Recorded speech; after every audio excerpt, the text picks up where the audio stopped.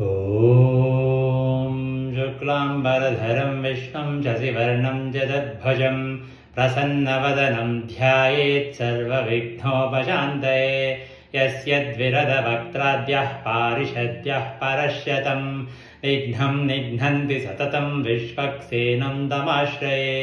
मरीचिर्धमनोऽहंसः सुवर्णो भुजगोत्तमः हिरण्यनाभस्वतपः पद्मनाभप्रजापतिः अमृत्युः सर्वदृक्सिंहः सन्धाता सन्धिमान् स्थिरः अजो दुर्मर्शनशास्ता विश्रुतात्मा सुरारिः गुरुर्गुरुतमो धाम सत्यः सत्यपराक्रमः निमिषो निमिषस्रग्वी वाचस्पतिरुदारधीः अग्रनिग्रामनिः न्यायो नेता समीरणः सहस्रमूर्धा विश्वात्मा सहस्राक्षः सहस्रपात्।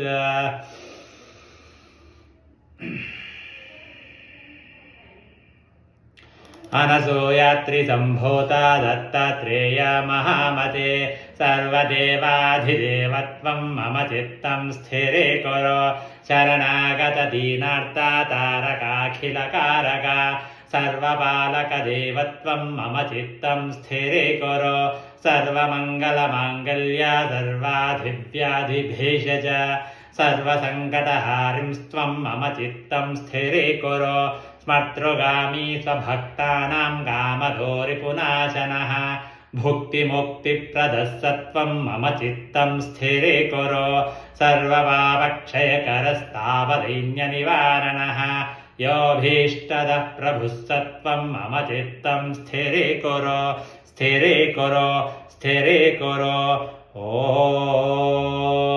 शान्तिः शान्तिः शान्तिः शान्तिः।